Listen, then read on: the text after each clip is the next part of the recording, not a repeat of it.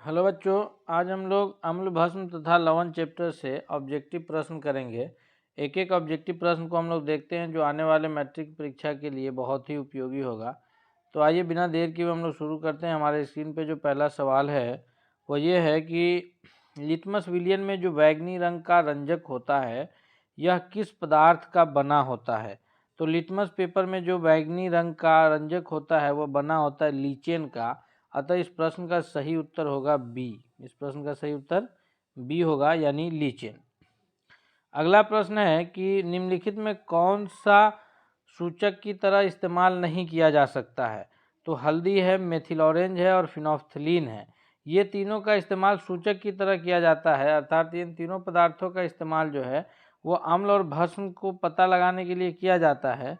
तो इस प्रश्न का सही उत्तर क्या हो जाएगा, डी यानी मूली, जिसका इस्तेमाल हम लोग रंजक की तरह नहीं करते हैं या सूचक की तरह इसका इस्तेमाल नहीं किया जाता है। अगला प्रश्न है हमारे स्क्रीन पे कि निम्नलिखित में कौन से गंधीय सूचक नहीं है। तो गंधीय सूचक नहीं है वह है सी यानी शकरकंद, जो कि गंधीय सूचक नहीं है। अतः इस प्रश्न का सही उत्तर होगा सी। अगला प्रश्न है हमारे स्क्रीन पे कि निम्नलिखित में कौन द्विक्षारीय अम्ल है। तो द्विक्षारकीय अम्ल जो है वह होता है H2SO4, यानी इसको बोलते हैं रासायनिक नाम क्या, कि सल्फ्यूरिक अम्ल। अतः इस प्रश्न का सही उत्तर होगा डी, ऑप्शन नंबर डी इस प्रश्न का सही उत्तर होगा। अगला प्रश्न है हमारे स्क्रीन पर कि पोटास एलम होते हैं। तो पोटास एलम क्या होता है आप लोग को पता है। पोटास एलम जो है वह एक द्विक लवण है। अतः इस प्रश्न का सही उत्तर होगा वह है डी। इस प्रश्न का सही उत्तर क्या होगा, डी। अगला प्रश्न है हमारे स्क्रीन पर कि एसिटिक अम्ल एक दुर्बल अम्ल है क्योंकि। एसिटिक अम्ल क्यों दुर्बल अम्ल है, क्योंकि ये कम आयनित होते हैं, यानी ये कम आयनाइज्ड होते हैं, इस वजह से यह एक दुर्बल अम्ल है। अतः इस प्रश्न का सही उत्तर होगा सी। नेक्स्ट प्रश्न है हमारा कि निम्नलिखित में कौन परबल लवण होते हैं। तो परबल लवण कौन होते हैं, परबल लवण जो है वह है NaCl यानी सोडियम क्लोराइड। अतः इस प्रश्न का सही उत्तर होगा ए।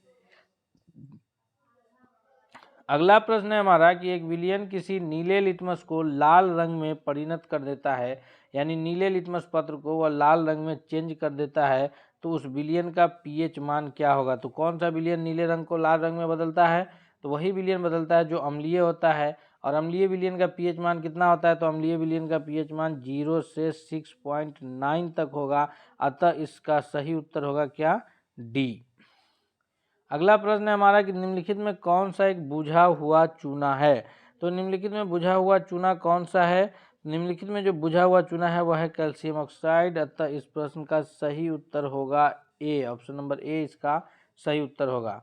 आप लोग भी करते चलिएगा और बाद में हमारा आंसर मिलाइएगा। पहले आप जैसे स्क्रीन पे आए उससे पहले आप उसे हल करने की कोशिश कीजिएगा, और 2 बार जब आप हमारी इस वीडियो को सुनिएगा तो आपको स्वतः यह प्रश्न याद हो जाएगा। और हम उम्मीद करते हैं कि आपके परीक्षा में इसमें से एक भी प्रश्न नहीं छूटेगा। तो अगला प्रश्न क्या है हमारा, अगला प्रश्न है हमारा कि एसिटिक अम्ल का IUPAC नाम क्या है। एसिटिक अम्ल का IUPAC नाम क्या है। इस प्रश्न का सही उत्तर होगा कि एसिटिक अम्ल का IUPAC नाम है मेथेनोइक अम्ल। अतः इसका सही उत्तर होगा ऑप्शन बी। अगला प्रश्न है हमारा कि निम्नलिखित में कौन सा आयन लाल लिटमस को नीला कर देता है। ध्यान रखिएगा, लाल लिटमस को नीला कौन सा आयन करता है। तो लाल लिटमस को नीला करने के लिए वही पदार्थ करेगा जो भस्म होगा, और भस्म क्या करता है, भस्म जल में घुलकर हाइड्रोक्साइड आयन देता है। अतः इस प्रश्न का सही उत्तर क्या होगा, OH, यानी ऑप्शन नंबर बी इसका सही उत्तर होगा। अगला प्रश्न है हमारा कि ऑक्जेलिक अम्ल का प्राकृतिक स्रोत निम्नलिखित में से कौन है, यानी किसमें हम लोग प्राकृतिक से जो ऑक्जेलिक अम्ल अपने शरीर को प्राप्त करते हैं तो किस पदार्थ से होता है। संतरा है, टमाटर है, सिरका है और इमली है। तो हम सभी जानते हैं कि ऑक्जेलिक अम्ल का जो प्राप्ति है हमारे शरीर को वह टमाटर से होता है। अतः इस प्रश्न का सही उत्तर होगा ऑप्शन नंबर बी। अगला प्रश्न है हमारा कि प्लास्टर ऑफ पेरिस का रासायनिक सूत्र क्या है। प्लास्टर ऑफ पेरिस का रासायनिक सूत्र होता है CaSO4 और ½ H2O। अतः इस प्रश्न का सही उत्तर होगा ऑप्शन नंबर बी। इस प्रश्न का सही उत्तर कौन होगा? Option number B. अगला प्रश्न है हमारा कि लिटमस विलयन जो ना तो अम्लीय होता है और ना ही क्षारीय, तब यह किस रंग का होता है? जब लिटमस विलयन ना ही अम्लीय होता है और ना ही क्षारीय होता है तो इसका रंग होता है बैगनी। अतः इस प्रश्न का सही उत्तर क्या होगा? इस प्रश्न का सही उत्तर होगा ऑप्शन नंबर सी, बैगनी। अगला प्रश्न हमारा कि किसी भी उदासीन विलयन का पीएच होता है, तो आपको पता है कि उदासीन विलयन का पीएच कितना होगा?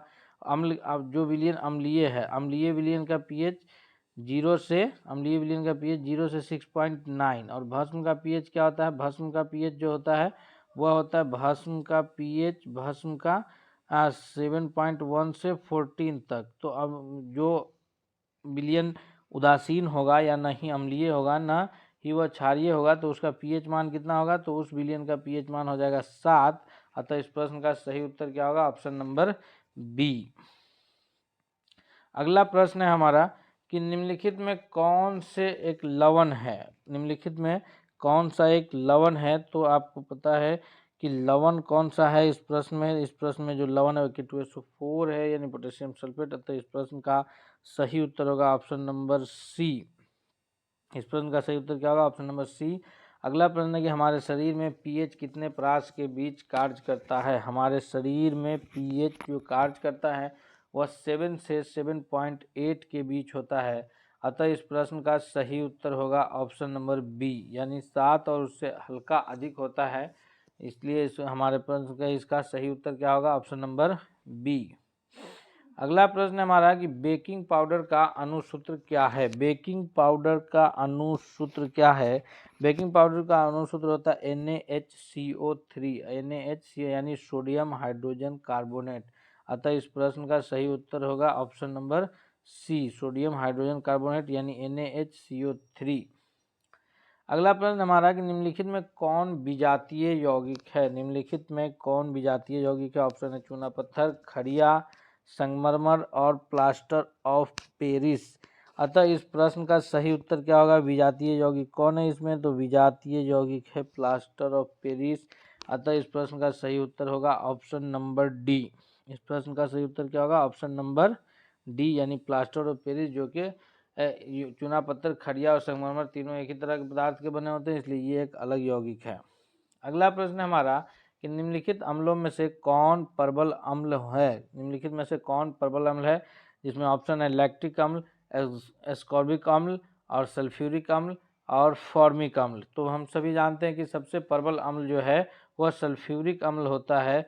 अतः इस प्रश्न का सही उत्तर होगा ऑप्शन नंबर सी, सल्फ्यूरिक अम्ल, जो कि सबसे प्रबल अम्ल है इन चारों ऑप्शन में। अगला प्रश्न हमारा कि कुछ ऐसे पदार्थ जिनकी गंध अम्लीय या क्षारीय माध्यम में बदल जाती है, इसे क्या कहा जाता है? तो जिस पदार्थ की गंध अम्लीय या क्षारीय माध्यम में बदल जाती है उस पदार्थ को कहते हैं गंधीय सूचक, यानी गंध से हम लोग उसके अम्लीय या क्षारीय होने का पता लगा सकते हैं। अतः वह पदार्थ क्या कहलाएगा? गंधीय सूचक। इसलिए इस प्रश्न का सही उत्तर होगा ऑप्शन नंबर बी। अगला प्रश्न है कि सभी धातु कार्बोनेट एवं हाइड्रोजन कार्बोनेट अम्ल के साथ अभिक्रिया करके बनाते हैं। सभी धातु कार्बोनेट एवं हाइड्रोजन कार्बोनेट अम्ल के साथ अभिक्रिया करके क्या बनाते हैं? तो सब इनमें से वो सभी यानी संगत लवण बनाए गए और कार्बन डाइऑक्साइड गैस मुक्त करेंगे तथा जल के रूप में अवशेष बचेगा। अतः इस प्रश्न का सही उत्तर हो जाएगा ऑप्शन नंबर डी, यानी इनमें से सभी।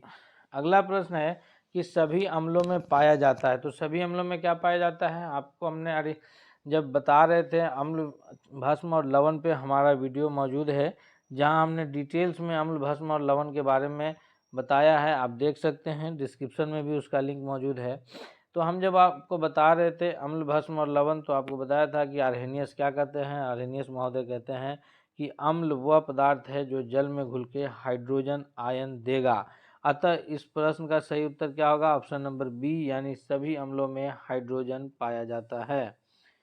अगला प्रश्न है हमारा कि हाइड्रोजन युक्त सभी यौगिक होते हैं। हाइड्रोजन युक्त सभी यौगिक क्या होते हैं? तो जो भी इसी प्रश्न को पीछे हमने बताया 23 में कि सभी अम्लों में क्या पाया जाता है? हाइड्रोजन। आगे इसी प्रश्न को घुमा करके क्या पूछा जा रहा है कि हाइड्रोजन युक्त सभी यौगिक होते हैं। तो जितने भी यौगिक है जो हाइड्रोजन युक्त है वो सभी यौगिक क्या होंगे, वो सभी यौगिक अम्लीय होंगे। अतः इस प्रश्न का सही उत्तर होगा ऑप्शन नंबर ए। अगला प्रश्न है हमारा कि जल में घुलनशील क्षारक के बारे में क्या सत्य है। यानी जल में घुलनशील क्षारक के बारे में जो सही है उसको बताना है। इन्हें क्षार कहते हैं, इनका स्वाद कड़वा होता है, ये प्राकृतिक संक्षारक होते हैं। तो अतः ये जो प्रश्न है हमारा कि जल में घुलनशील क्षारक को क्या कहते हैं, तो उसका गुण देखिए आप गौर से, तो इन्हें क्षार कहते हैं। जल में घुलनशील क्षारक को ही क्षार कहा जाता है। तो इसलिए इस प्रश्न का सही उत्तर क्या हो जाएगा, ऑप्शन नंबर ए, यानी जल में घुलनशील क्षारक को क्षार कहते हैं।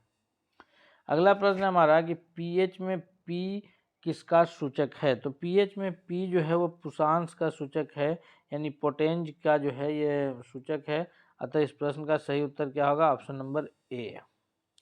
अगला प्रश्न है हमारा कि एसिटिक अम्ल का प्राकृतिक स्रोत निम्न में से कौन है। यानी किस में एसिटिक अम्ल पाया जाता है, संतरा में, सिरका में, इमली में और टमाटर में। तो एसिटिक अम्ल जो पाया जाता है प्राकृतिक में वह पाया जाता है सिरका में। अतः इस प्रश्न का सही उत्तर होगा ऑप्शन नंबर बी, यानी सिरका, जिसमें एसिटिक अम्ल पाया जाता है। अगला प्रश्न है हमारा कि सिट्रिक अम्ल का प्राकृतिक स्रोत क्या है। यानी सिट्रिक अम्ल प्राकृतिक में किस पदार्थ में पाया जाता है। इमली है, टमाटर है, संतरा है या नींबू है तथा दही है। तो सिट्रिक अम्ल किस पदार्थ में पाया जाता है, सिट्रिक अम्ल जो है वो संतरा और नींबू में पाया जाता है। अतः इस प्रश्न का सही उत्तर होगा ऑप्शन नंबर सी। अगला प्रश्न है कि टार्टिक अम्ल इनमें से किसमें पाया जाता है। टार्टिक अम्ल इसमें से किसमें पाया जाता है। तो टार्टिक अम्ल जो पाया जाता है टमाटर है, इमली है, दही है और सिरका है। तो टार्टिक अम्ल पाया जाता है इमली में। अतः इस प्रश्न का सही उत्तर होगा ऑप्शन नंबर बी। इस प्रश्न का सही उत्तर क्या होगा, ऑप्शन नंबर बी, यानी इमली में टार्टिक अम्ल पाया जाता है। अगला प्रश्न हमारा लैक्टिक अम्ल का प्राकृतिक स्रोत है। लैक्टिक अम्ल का जो प्राकृतिक स्रोत है वह ऑप्शन है दही, इमली, सिरका, टमाटर। तो लैक्टिक अम्ल का जो प्राकृतिक स्रोत है वह दही है। अतः इस प्रश्न का सही उत्तर होगा ऑप्शन नंबर ए, यानी दही, जो लैक्टिक अम्ल का प्राकृतिक स्रोत है। अगला प्रश्न हमारा कि नेटल के डंक में कौन सा अम्ल पाया जाता है। नेटल कीड़ा जो हम लोगों को काटता है तो उसके डंक में कौन सा अम्ल पाया जाता है। उसमें सिट्रिक अम्ल पाया जाता है या लैक्टिक अम्ल पाया जाता है या एसिटिक अम्ल पाया जाता है या मैथेनोइक अम्ल पाया जाता है। तो इस प्रश्न का सही उत्तर होगा ऑप्शन नंबर डी, यानी मैथेनोइक अम्ल। और लाल चींटी जो हम लोग को काटती है उसमें कौन अम्ल पाया जाता है, उसमें पाया जाता है फॉर्मिक अम्ल। अगला प्रश्न हमारा कि दांतों का क्षय यानी दांतों का नुकसान होना कब प्रारंभ होता है। यानी अर्थात दांतों का नुकसान होना कब शुरू हो जाता है। तो वो ये है कि मुंह का पीएच मान 5.5 से अधिक होने पर, या मुंह का पीएच मान 5.5 से कम होने पर, या मुंह का पीएच मान 7 होने पर, या इनमें से कोई नहीं। तो इनमें से कोई नहीं। अगला है उसका अगर दूसरा ऑप्शन देखें तो एक है पीएच मान 7 होने पर। तो पीएच मान 7 होने पर नुकसान क्यों होगा, जब क्योंकि पीएच मान जब 7 रहेगा तो वह ना तो अम्लीय रहेगा ना ही वह भस्मीय रहेगा या क्षारीय रहेगा। तो हम ये कहेंगे कि इसका जो सही उत्तर होगा वह ये होगा कि मुंह का पीएच मान जब कम होगा, अम्लीयता बढ़ेगी मुंह में, तो वो दांतों का क्षय, दांतों का नुकसान होना प्रारंभ होगा। अतः इस प्रश्न का सही उत्तर क्या हो जाएगा, ऑप्शन नंबर बी इस प्रश्न का सही उत्तर होगा। यानी मुंह का पीएच मान जब 5.5 से घटेगा तो दांतों का क्षय प्रारंभ होगा, दांतों का नुकसान प्रारंभ होगा। इसीलिए हम लोग मुंह धोने में क्लोजअप या जो कोलगेट का पेस्ट इस्तेमाल करते हैं वो थोड़ा सा भस्मीय होता है, ताकि अम्ल से वो रिएक्शन करके वहाँ पर न्यूट्रल कर दे, उदासीन कर दे और हमारे दांतों का क्षय न हो। अगला प्रश्न है हमारे स्क्रीन पर कि हमारे पेट उदर में कौन सा अम्ल उत्पन्न होता है। हमारे पेट में खाना हम लोग जो भोजन खाते हैं तो उसे पचाने के लिए हमारे पेट में एक अम्ल उत्पन्न होता है। वह कौन सा अम्ल है, ऑक्जेलिक अम्ल है, सिट्रिक अम्ल है या हाइड्रोक्लोरिक अम्ल है या टार्ट्रिक अम्ल है। तो हम लोग को भोजन पचाने के लिए जो हमारे पेट में अम्ल उत्पन्न होता है वह अम्ल है हाइड्रोक्लोरिक अम्ल। अतः इस प्रश्न का सही उत्तर होगा ऑप्शन नंबर सी। आप लोग हमारे साथ साथ बोलिएगा, 2-3 बार याद हो जाएगा। और हम कहेंगे कि अगर आपको ये वीडियो पसंद आ रहा है तो आप एक लाइक ज़रूर कर दीजिए तथा अपने दोस्तों के बीच इसे शेयर कर दीजिए ताकि वो भी फ़ायदा उठा ले। और अगर आप अब तक हमारे चैनल पे नए हैं और चैनल को सब्सक्राइब नहीं किया है तो आप एक बार चैनल को सब्सक्राइब कर लीजिए ताकि इस प्रकार की सभी वीडियो आप तक पहुंचती रहे।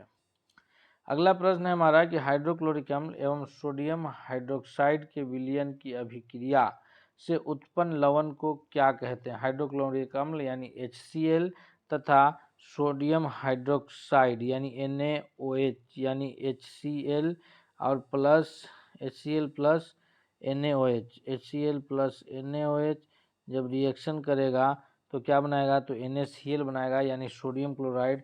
अतः इस प्रश्न का सही उत्तर होगा ऑप्शन नंबर बी। अगला प्रश्न है हमारा कि धोने का सोडा, जो कपड़ा धोने का सोडा है उसका रासायनिक सूत्र क्या है। तो कपड़ा धोने का जो सोडा है उसका रासायनिक सूत्र होता है Na2CO3 यानी सोडियम बाइकार्बोनेट उसको कहते हैं, उसका रासायनिक नाम है, और 10H2O। अतः इस प्रश्न का सही उत्तर होगा ऑप्शन नंबर ए यानी Na2CO3 और 10H2O। अगला प्रश्न है कि बेकिंग सोडा का रासायनिक नाम क्या है। बेकिंग सोडा का रासायनिक नाम क्या है, तो बेकिंग सोडा का रासायनिक नाम है सोडियम हाइड्रोजन कार्बोनेट यानी NaHCO3। इसलिए इसका सही उत्तर क्या होगा, ऑप्शन नंबर बी। अगला प्रश्न है हमारा कि बेकिंग सोडा का रासायनिक सूत्र क्या है। तो बेकिंग सोडा का रासायनिक सूत्र होता है, अभी आपको पीछे बताया हमने बेकिंग सोडा का नाम क्या, Na2। ये बेकिंग सोडा का जो रासायनिक नाम है वह है सोडियम हाइड्रोजन कार्बोनेट। अतः इसका रासायनिक सूत्र क्या हो जाएगा, देखिए NaHCO3 यानी ऑप्शन नंबर सी इस प्रश्न का सही उत्तर होगा। अगला प्रश्न है हमारा कि जल की अस्थायी कठोरता को हटाने के लिए किसका उपयोग किया जाता है। जल की जो अस्थायी कठोरता है उसको दूर करने के लिए हम लोग बेकिंग सोडा यूज करते हैं, या धोने का सोडा यूज करते हैं, या विरंजक चूर्ण इस्तेमाल करते हैं। तो ऑफकोर्स जो धोने का सोडा है उससे हम लोग जल का जो अस्थायी कठोरता है उसको दूर करने के उसका इस्तेमाल किया जाएगा। तो इस प्रश्न का सही उत्तर होगा ऑप्शन नंबर बी। अगला प्रश्न है हमारा कि सोडा अम्ल अग्निशामक में किसका उपयोग किया जाता है। सोडा अम्ल अग्निशामक में किसका उपयोग किया जाएगा, तो उसमें किया जाता है सोडियम हाइड्रोजन कार्बोनेट। अतः इस प्रश्न का सही उत्तर होगा ऑप्शन नंबर सी। अगला प्रश्न है हमारा कि सल्फेट अर्ध हाइड्रेट या हेमीटाइट्रेट का अन्य नाम क्या है। सल्फर अर्ध हाइड्रेट या हेमीटाइट्रेट का जो अन्य नाम है वह नाम क्या है, तो वह नाम है प्लास्टर ऑफ पेरिस। क्या नाम है, प्लास्टर ऑफ पेरिस। अतः इस प्रश्न का सही उत्तर होगा ऑप्शन नंबर बी। तो बच्चों आज हम लोगों ने अम्ल भस्म और लवण से अब तक 40 प्रश्न किया है। हम उम्मीद करेंगे कि आप जब इस 40 प्रश्न को 2-4 बार पढ़ेंगे हमारे साथ तो ये याद हो जाएगा तथा आने वाले परीक्षा में आपको इसमें से एक भी प्रश्न नहीं छूटेगा इस पाठ से।